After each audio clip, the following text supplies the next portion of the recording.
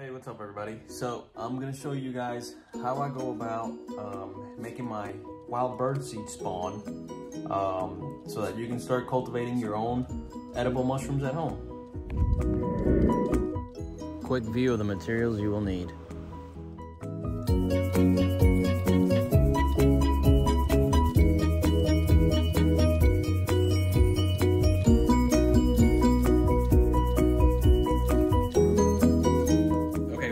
You will need a large pot so that you can hold your wild bird seed in. You'll also need a quart size mason jar, wide mouth preferably, and you will need to put 4 quarts into your pot. Okay, so now that you have your 4 quarts in your pot, you will need to rinse this out. As you can see, it has these black sunflower seeds that you need to get rid of, and not to mention that this is it's pretty dusty and dirty, and as you can see there's like little sticks. I've also found like gravel and big sticks in here, so you have to wash this. Okay, so now we're in the bathtub because this is the easiest place to actually do this, in my opinion, or you can do it outside with a garden hose.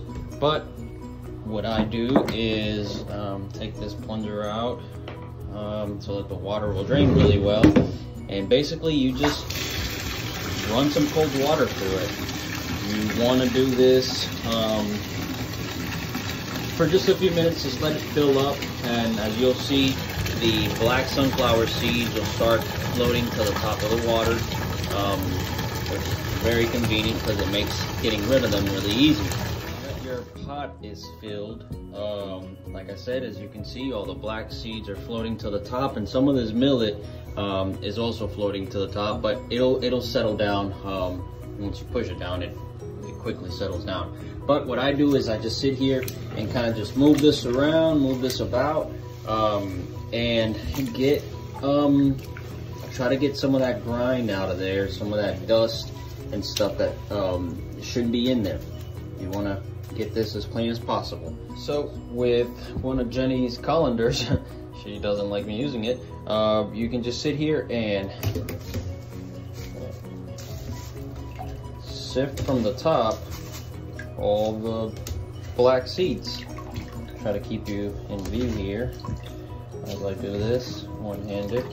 But as you can see, it's pretty easy. All the black seeds kind of just float to the top. All the little sticks and stuff that you don't want in your mixture needs to be removed. Okay, now as you can see, all the black seeds have been removed, but the water is still pretty mucky and it still needs some rinsing. So what I do is I simply let this thing run until the water starts running clear. All the seed will settle to the bottom of the pot, and all the excess water will start to spill over, taking away all the muck and all the dirt and dust that's in the water. And you just let this process happen for about, I don't know, maybe 10 minutes, and eventually by the time you get back, you'll see that the water that's left in the pot is actually nice and clear. So I'll show you guys once we get to that. So it's been about, I don't know, maybe 10 minutes, if that, maybe shorter. And as you can see, the water now is pretty clear. I mean, I'd say this is pretty crystal clear actually.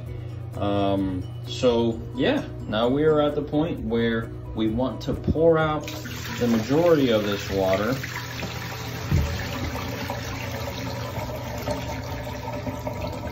Being gentle to not, you know, spill out so much that you lose a lot of your seed.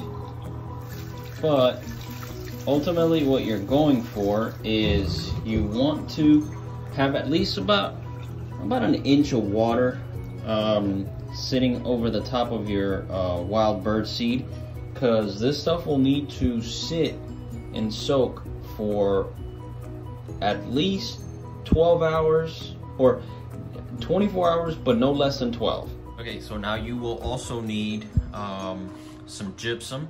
I purchased this on Amazon. and some coffee.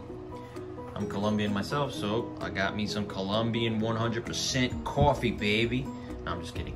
But yeah, get you some coffee.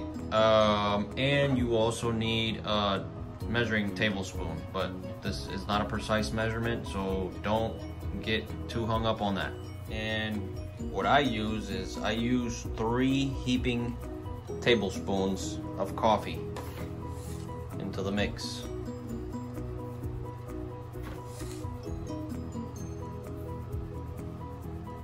Now that you have your coffee in, you will need 2 tablespoons, heaping tablespoons of gypsum.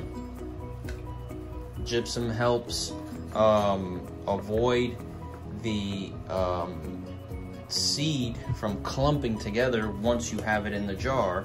And the coffee just adds nutrients to the mix, extra nitrogen to help feed the mycelium as it grows and colonizes all the wild bird seed. So we'll sit here and just mix this up thoroughly. It actually smells really good. I love the smell of coffee. But yeah, as you can see, I'm just gonna sit here and stir it up really well for a few seconds, a minute or so, and you're pretty much done. You are at the point where you're gonna want this to sit for no less than 12 hours and no more than 24. Like I said before, what I do is I prepare my mix the night before and I just come back the next night and start working from there. Okay, so that was part 1 of the 2 video series that I'm going to be making to show you guys how I go about preparing my wild bird seed. Hope you guys enjoy. Give it a thumbs up if you like it, and we'll see you on the next one.